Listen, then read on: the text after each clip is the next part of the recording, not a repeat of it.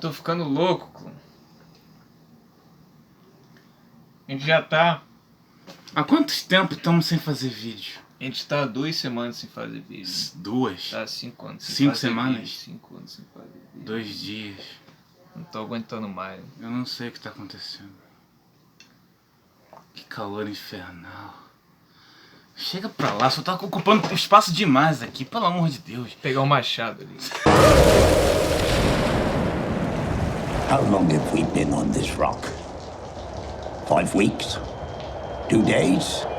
Help me to recollect.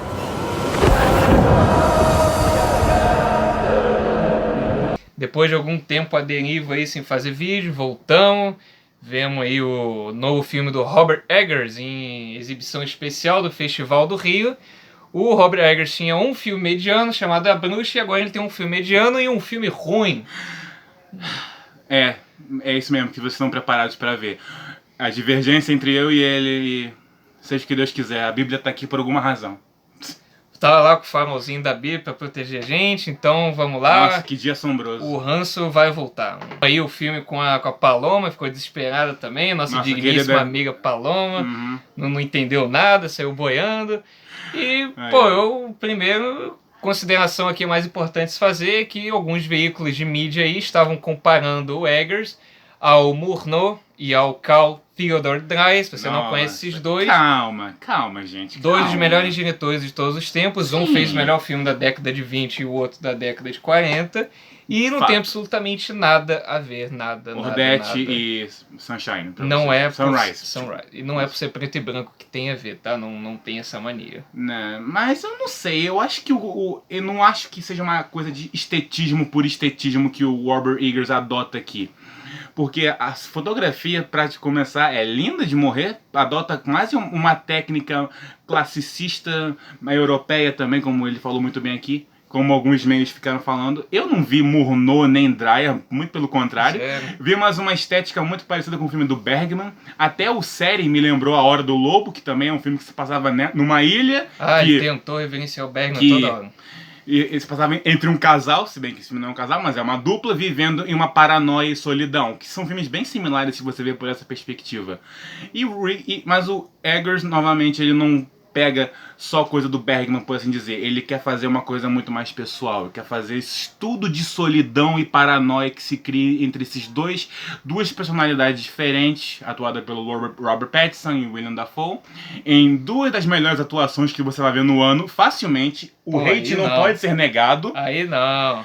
E é isso. E o filme vai no mindfuck totalmente que você fica boiando no que tá acontecendo, as alegorias que tenta fazer, os simbolismos que tenta criar. Se você acha que funciona ou não, fica a critério do público.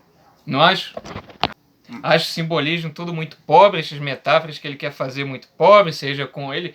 Ele se confunde toda hora. Ele bota lá o Deus cristão em diversas passagens de diálogo, depois bota elementos de misticismo grego, depois bota lá um sacrifício que pode ser tanto entendido como análogo à fé cristã, como ao que a gente discutiu depois aí, o sacrifício de Prometeus, a tentação de Prometeus com o fogo. Isso é um pequeno spoiler do filme, então cuidado, né? É verdade, vamos parar aqui porque... Mas sério, é um filme que você tem que encarar. Você vai amar ou odiar por esse simbolismo que tenta criar, pelos paralelos que se cria e pelo conflito que é o coração do filme, que se cria entre esses dois atores que são tão fenomenais no filme. Em relação ao estetismo, tem vezes que eu consigo ver ali que ele tenta fazer parecer um filme de mise-en-scène, mas não é um filme que quer parecer que é de mise-en-scène, mas não é um filme de mise-en-scène verdadeiramente, apesar de eu ter achado que a estética preto e branco é apropriada, porque pra mim, se esse filme fosse em cores, ia ser igual aquele da Netflix lá com o Gareth. O Apóstolo. O Apóstolo. Isso. Tenebroso. Esse sim ia ser um show de estetismo vagabundo. E nesse aqui, por exemplo, tem cenas e cenas, cara. Nesse sentido eu fiquei dividido. Tem cena de diálogo ali que você vê Claramente as inspirações dos diretores que a gente já citou aqui são planos mais gerais, tem muito plano conjunto, Sim. os diálogos não são tão elaborados, os que são mais elaborados são cenas mais afetadas, com maior afetação, e tem diálogos super comum de plano contra plano. Aí eu vejo, pô, um cara que tá pensando nessa lógica de mise-en-scène, ele tem uma linguagem mais consistente, ele não oscilaria tanto assim entre o comum e o mais refinado. Aí pra mim é só a inabilidade, a imaturidade do Eggers mesmo. Mas ao mesmo tempo é um quesito dele tentar fazer um filme acessível ao mesmo tempo que um filme autoral, que ele quer tornar a narrativa que ele quer contar, mesmo que seja complexada, cheia de simbolismo, que não dá resposta fácil, o que é uma coisa ótima que o filme faz, não te dá resposta mastigada, não tenta explicar coisa que não tem sentido, ele deixa sempre a interpretação do público, o que é ótimo. Mas ao mesmo tempo ele quer tornar uma coisa acessível, ele quer misturar o drama da situação com um humor absurdo, que é uma mistura muito... Pô, mas o humor de flatulência toda hora lá... Pô, E das atuações eu não gostei. Sério? Gostei do Dafoe em certos momentos. O Pattinson achei super afetado. Pra mim não funcionou, não comprei, não vi verdade naquilo ali. Não. O Eggers não tem habilidade pra chegar a esse ponto aí. O senhor está entrando em situação... Meu Deus do céu. Não foi verdadeiro. Compare lá com o pai da garota da bruxa que você vai ver uma diferença maior na espiral de loucura que ele tenta passar e tal. Mas ao mesmo tempo é uma coisa mais interna. Você não consegue ver integralmente o que cada um personagem tem dentro de si, porque é uma coisa muito individualista, mas muito... Aí tem situações super sóbrias, dramáticas aí, mais difíceis que você tá falando, só que aí tem aquele momento de revelação, de afetação, que o cara esbanja tudo que ele tá pensando, tudo que tá acontecendo que é com uma vez ele. que ele explode de Que verdade. aí fica sim. super teatral. Mas não acho que não seja uma teatralidade falsa, é uma teatralidade que até funciona, porque os diálogos Esse eu fica acho tão bem evidenciado sustentados. na cama, e que aí você pensa, pô, tudo que a cena quer te passar agora tá nessa interpretação, só que ela é tão afetada, tão coisa, que eu não sei se eu tô conseguindo comprar isso Eu não aqui. tô com o senhor. Eu achei bem complexado e achei que o Pattinson tá na melhor atuação É dele, muito muito pouco fácil. sublime. É tudo que tudo o pessoal comparando aí com o Dreyer com o Bournois é o anti os caras. O filme termina grotesco, o filme do Bournois e do Dreyer é sempre sublime, entendeu? É sempre sutil, esse filme não tem sutileza em absolutamente nada. Mas também são propostas diferentes, exatamente. Né, ele não tá se esperando no Dreyer no Bournois, pelo contrário. Pode se comparar. Sim, não pode. Eu acho essa tendência do cinema de horror, de drama psicológico, hoje em dia super furado. Tipo, você precisa sempre demonstrar o pior da humanidade, você precisa chocar com violência no final, violência gráfica. Mas eu não acho que esse filme entre nisso, diferente como o filme do Hereditário ou Midsommar do diretor, que eu esqueci o nome agora, que ele faz um choque por choque. Ari Aster.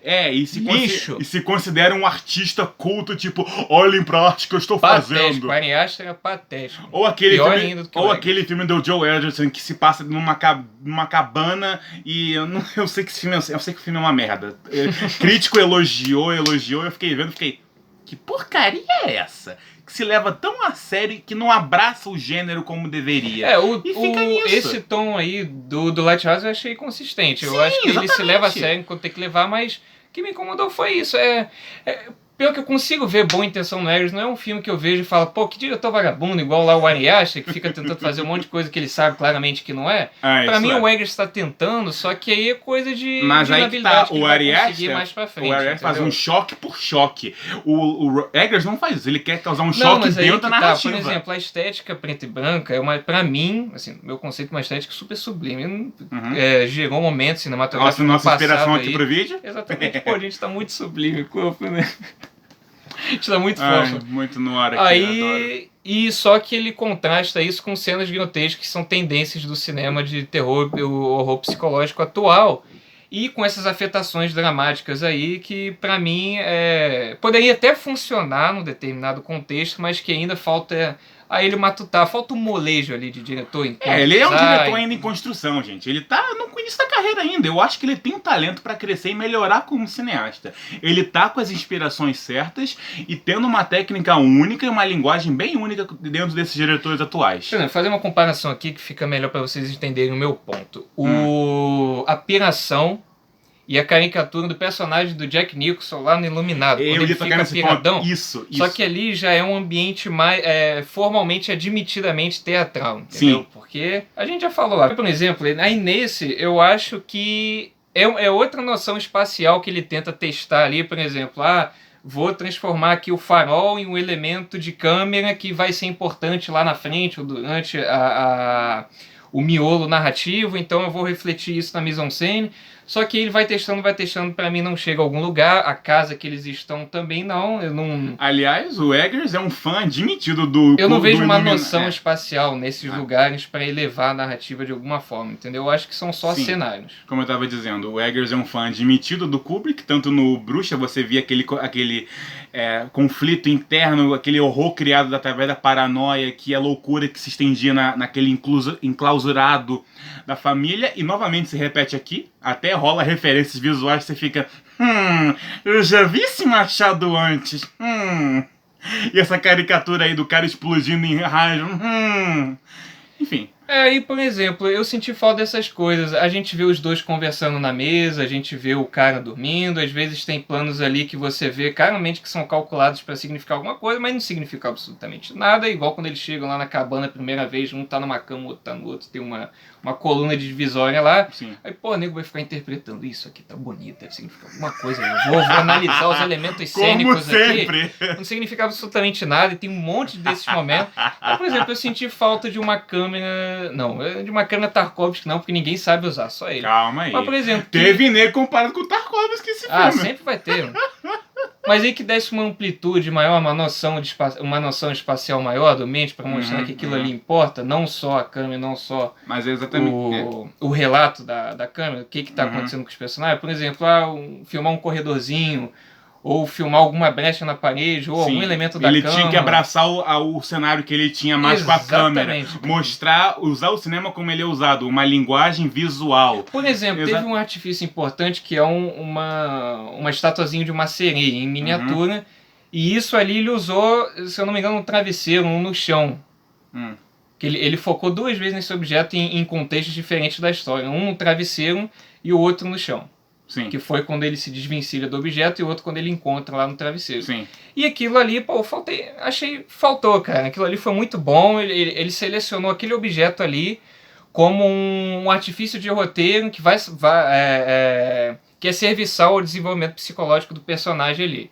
E que aquilo ali é o ponto de dúvida. A partir do momento que ele parar para pensar naquilo e ele usar aquilo para desenvolver alguma coisa que o roteiro propõe, aí a gente não vai mais saber se é verdade ou mentira, vai jogar ali com sugestão.